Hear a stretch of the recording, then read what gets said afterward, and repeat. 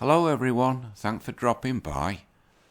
As you recall, the last video I did, I gave my take on Gina Carano firing, and I said it was, in my opinion, on my take, part of a game plan to move away from Disney and The Mandalorian.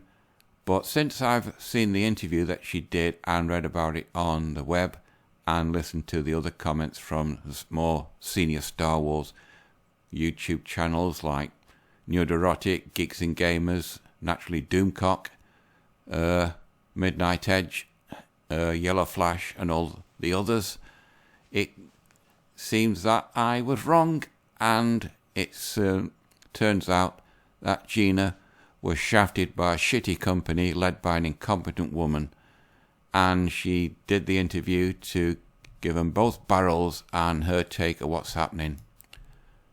As you can see, in entertainment, addresses the Mandalorian firing, praises Pedro Pascal. In new interview, there's so much love there. If you click on that, you get the full interview, and she's got nothing but support for the former Mandalorian co-star Pedro Pascal, even though she says he's done some hurtful things. Naturally, the things that he's commented on Twitter, but he's still in a job and she's not, because she's the wrong kind of woman that Kathleen Kennedy wants. It even extends over here in Britain. The Independent is a sort of left-wing, wokish mainstream newspaper that we have. I never read it because I don't get newspapers. And as you can see, Gina Carano tears into Disney a new interview after being let go from Mandalorian. Now that just goes on about it. And then, as you all know, the backlash started. And Kathleen Kennedy's post-Oscars video on YouTube is disliked into oblivion. In fact, it got so disliked that the Oscars had a hissy fit and they removed the thumbs up, thumbs down in the comments. So the fans naturally moved on to the next video on the Oscars website, which the last time I looked had about 5,500 down thumbs and probably just as many comments, all relating to this and on a similar vein as what they did on that video. But looking around, I also found this. As you can see, this was written on the 12th of February, which was a week last Friday, and it says, as you can see, Disney execs reportedly shocked by Disney Plus cancellations. In other words, they're shocked at being hit in the wallet.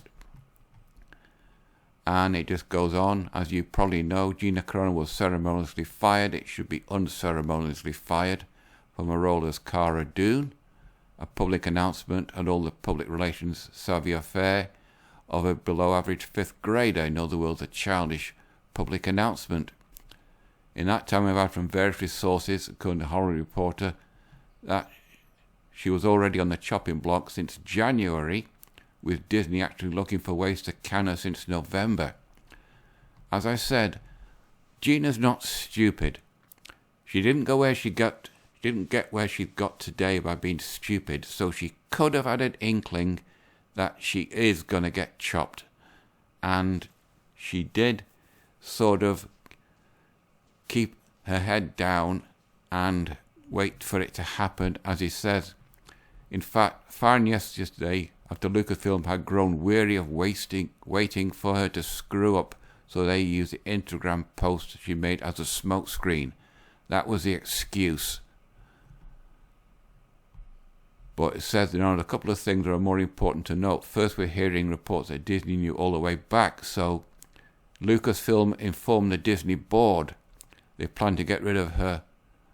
We've also read some reporting that Carano was planning to receive her own show. Well, that's all been out the window now. You may have noticed that Disney's stock is skyrocketing as their Disney Plus subscription numbers have gone astronomical. That's because of Luke Skywalker. They've already hit 90 million subscribers, and the revenue per month is ridiculous. If you think, wait till 250, well, they're not going to get that now. And it goes, bizarre things started to happen. Oh. But then Disney Plus, cancelled Disney Plus started on trending on Twitter over and over. Major conservative and moderate voices began calling for customers to cancel their Disney Plus subscriptions. These people have millions of followers. Then a bizarre thing to happen, people actually did begin to cancel their subscriptions en masse. On a personal note, I've not subscribed to Disney Plus. Disney is not getting a penny from me until Kathleen Kennedy and her story group are gone. Kathleen Kennedy's contract runs out in September, and I'm going to leave it till then, till find out what's happening. If she still is kept on, then that is it. But if she goes and the story group are gone, then I'll subscribe to it. I missed out on season 1 and 2. I could miss out on season 3 and 4. But Disney's not getting anything from me until that woman is gone. And it goes on. The YouTube channel Overlord DVD Doomcock began reporting that Disney execs were taken aback by the number of people unsubscribing from Disney Plus in the past 24 hours. Also, Midnight Edge has reported that Disney investors were absolutely livid that Gina Carano got fired and the way she was. So if the big money people behind Disney are absolutely pissed off, then I should imagine that the Disney execs are in serious trouble. More concerning to them, they began to see exactly what people were saying about Disney as a company. In other words, Disney's reputation is on the line now, and it was eye-opening. I bet it was. While the numbers reported to investors today did not reflect the losses the company has experienced in the latest call to action by customers tired of Disney's pattern of action, what Disney is seeing is the beginning of something I can only compare to what occurred to Blizzard Entertainment when they showed Diablo Immortal. For those of you who recall Diablo Immortal, they made a complete hash of it, and the reputation of Blizzard went down the pipe, and they've not recovered since. Indeed, it was Blizzard that had seen Disney Plus-like success with World of Warcraft. Blizzard made a series of deeply flawed decisions that set the company spiraling, and that all culminated in the company wiping out their reputation, which may never be retrieved. This is the spot Walt Disney Company currently finds itself in, and all because of Kathleen Kennedy. And then it goes on about it, down, down, down. In the near term, Disney must consider the huge increases that they have seen for Disney Plus as largely driven by massive excitement over The Mandalorian and Luke Skywalker. You've all seen the clip of the fans in that cafe when Luke Skywalker appeared. I'm sure that the Disney execs saw it, but then they shot the golden goose, and now Disney has basically shot their golden goose. And Kathleen Kennedy pulled the trigger. If you did accurate polling right now about The Mandalorian, the unbridled enthusiasm Disney has showed, which has turned into disgust. And she was the second most popular character in the series after Baby Yoda. If you just take the politics out of the entire conversation, you have to understand this is one of the worst business decisions a company dependent on streaming could make. And it finishes off, don't be surprised if Robert Downey Jr. has no interest in playing Thorn. Well, that's another blow to Disney. He's strongly against cancel culture. Well done, Robert. It's what happens when the mob tries to cancel you unsuccessfully. Don't be surprised if Jon Favreau joins RDJ. I have no idea what that is. Favreau also hates cancel culture. Well done, John. There will be no more excitement over Disney finding ways to retcon the sequel trilogy. Well, the rumour and the fear is The Mandalorian, all roads lead to the Disney trilogy. And The Veil of the Force, which was a silly idea. 7, 8 and 9 has to be remade and done properly. No Rey, no Finn, no Poe, no First Order, no Grogu, whoever that is. It all has to be done. No Jake Skywalker, no Island. it has to be redone, and the Timothy Vale trilogy as the replacement, and the Disney trilogy consigned to the trash heap of history as fan fiction.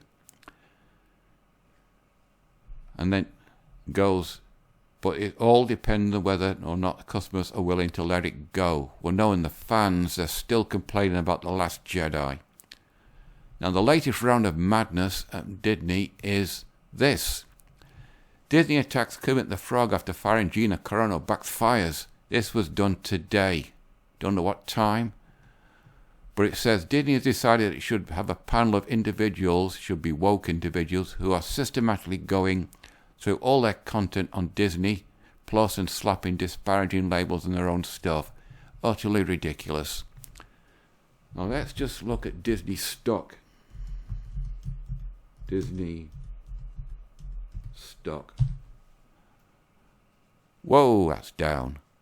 But even though it's climbing a bit, bouncing along, that was today. The last 5 days from firing Gina Carano. Down, down, down, down, down. Now it's just bumping along the bottom. 1 month ago,